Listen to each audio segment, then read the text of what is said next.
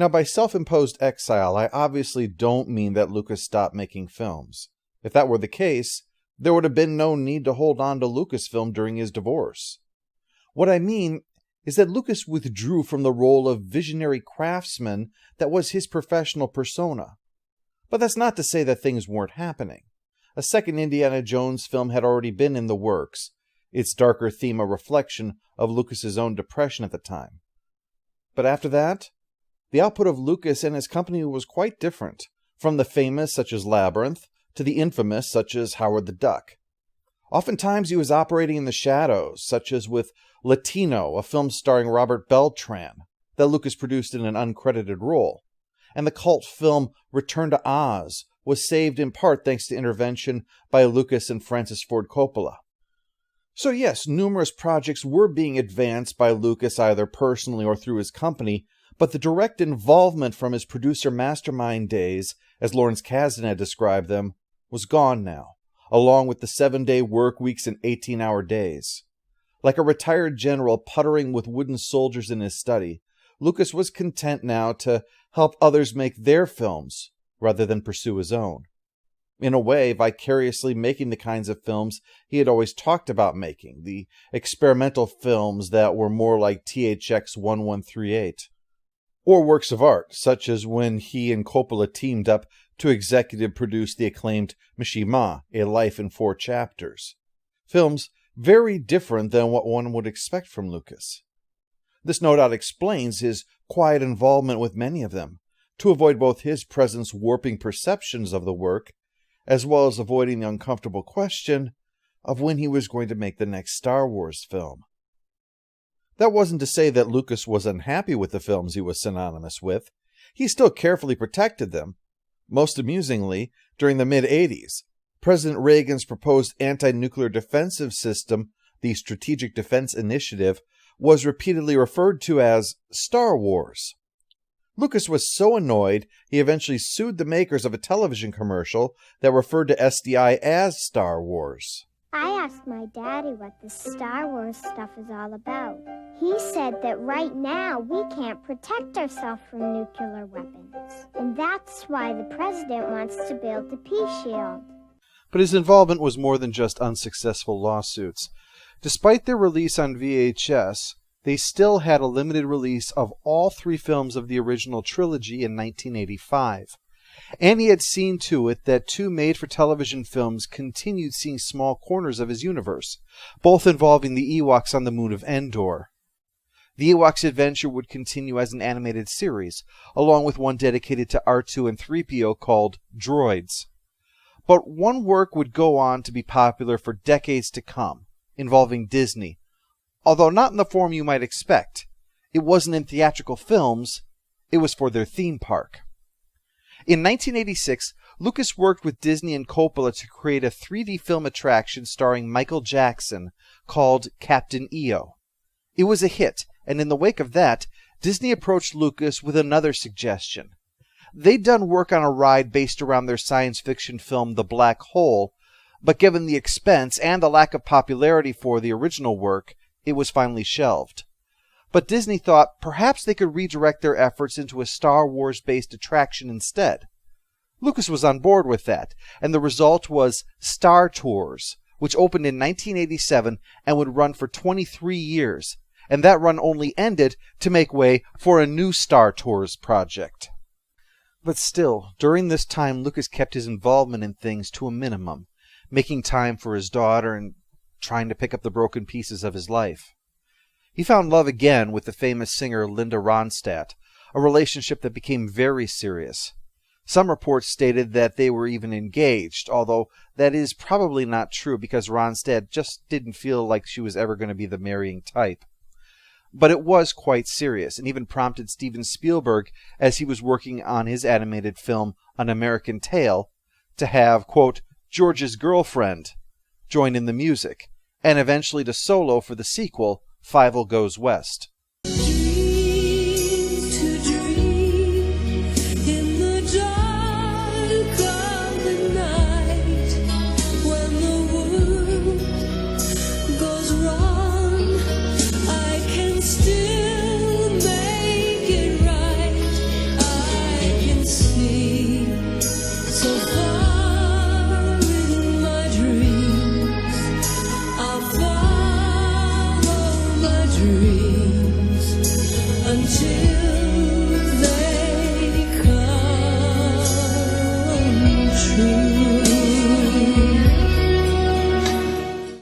Willow was in motion at this time and marked the point where Lucas was more ready to directly involve himself in filmmaking once again, although he was still leaving more of the work in the hands of others. Ron Howard, who had acted in Lucas's American Graffiti, was finishing up making the film Cocoon, which he had directed, and he was at ILM when Lucas approached him about the movie. Howard was getting a name for himself as a director now, and what prompted Lucas to finally make this move was that Howard felt like a director who, like Spielberg, Lucas could put his faith in, and not find himself pulled into the same life-consuming schedule that the Star Wars films had demanded of him. And speaking of Spielberg, he and Lucas had been debating what to do about the third Indiana Jones picture. Spielberg had promised Lucas to make 3 of them, and after the mixed reaction to the second film, he was all the more determined to make the third one really count. These 2 events were both important for this time period. Willow was significant because it further pushed the visual effects technology that ILM had been developing, requiring one scene to involve a character transforming into various forms on screen, rather than cutting away between shots as would typically be done. When traditional ideas failed for this, they decided to try this experimental technique that was being developed, which would be called morphing. The revolutionary technique was a success and began ushering in a new age of digital special effects, which Lucas believed they would need if they were ever going to consider making another Star Wars film. Indiana Jones was a more roundabout but nevertheless vital step. Not only would the film likewise make use of morph, but Lucas had spent the intervening years developing the backstory for the popular character. He so liked this story, in fact, that he finally convinced Spielberg that the film should open with a young Indiana Jones, appropriate given that they decided to bring Indy's father into the film. The result was Indiana Jones and the Last Crusade, and not only was this film a triumph creatively and financially, but it spurred Lucas to say that now was the time to create the prequel stories. It was just that they weren't prequels for Star Wars. Instead, Lucas would flesh out this backstory into a full character history for Indiana Jones, leading up to the films, a grand, epic tale. But he quickly realized it was so grand, so epic, that this was too big for the cinema. This was going to demand an ongoing television series. In 1990, a year after Last Crusade, a film that became the 11th highest grossing picture and even managed to defeat the juggernaut of Tim Burton's Batman in worldwide sales, George Lucas put together a pitch for the head of ABC Entertainment, a man by the name of Robert Iger. At the ranch, Lucas laid out the idea for a series called The Young Indiana Jones Chronicles, a show that would explore this background as well as provide a vehicle for education for the youth market that was the target audience. Iger was nervous about the idea. On the one hand, Indiana Jones was one of the most popular film icons in history, and right now was riding high in the wake of Last Crusade's success. But Lucas wasn't offering a weekly Raiders of the Lost Ark.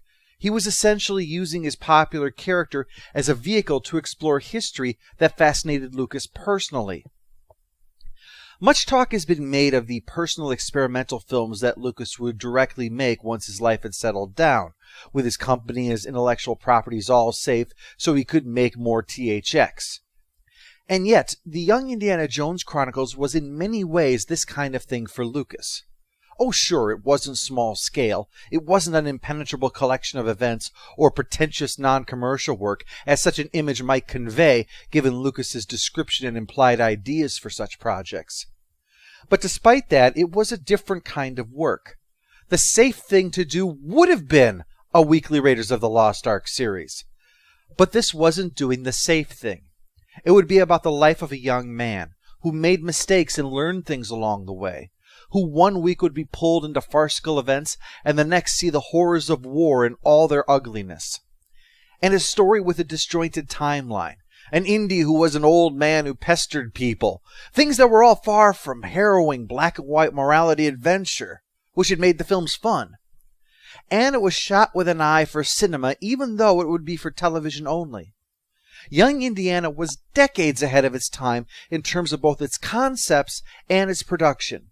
And while it would survive only 2 years as a series, Lucas had far more episodes planned than would ever be made. It's important to note just how much it would be shaping the future projects that Lucas had in mind. For one thing, many people who worked with Lucas on the show would play pivotal roles in his future film plans. For instance, Gavin Bouquet, the production designer who would go on to win an Emmy for his work on Young Indy, would go on to do the same work for the upcoming Star Wars films. But the most notable name is that of Rick McCallum, who had served as producer on Radioland Murders and was now brought in to produce the Indy series. And it was no small responsibility. They were filming all over the world, effectively making 6.5 feature-length movies a year, which required a great deal of coordination and careful management in order to keep the budget under control.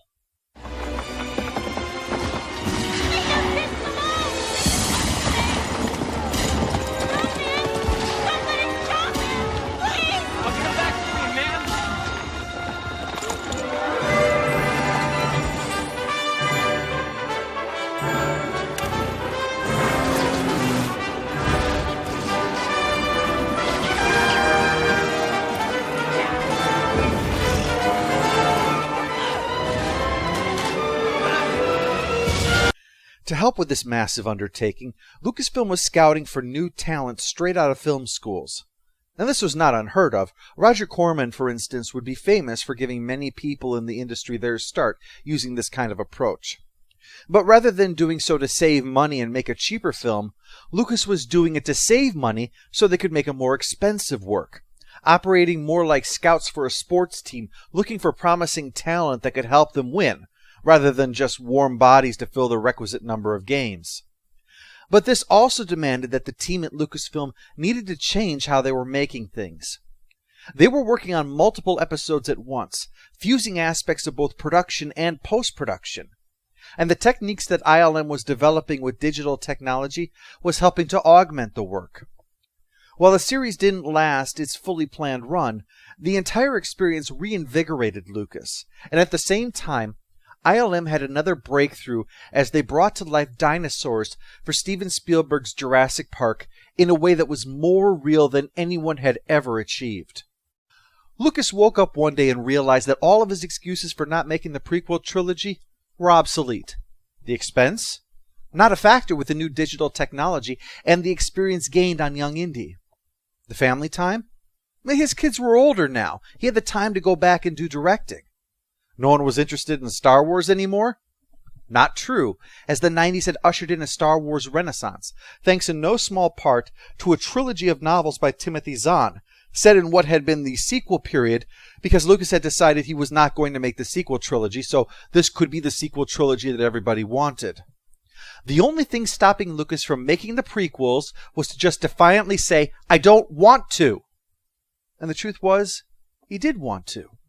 He didn't stop making Star Wars because he hated it. He stopped for a variety of reasons that no longer mattered. And what's more, his company could use the influx of cash that a new trilogy of Star Wars films could create. There was every reason to say yes and an ever-dwindling set of reasons to say no. And so finally, Lucas gathered his staff and made the announcement. And immediately they scrambled to work. He hadn't even started yet, but the wheels of Lucasfilm were put in motion all the same, because everyone knew what this meant. It was a film for a whole new generation that had never experienced Star Wars, and for the previous one that had been waiting for more than a decade for the story to continue. On November 1st, 1994, George Lucas stacked up his empty yellow notebooks, took out his binder of information, set down a pile of sharpened pencils, and set to work to begin the next film in the saga.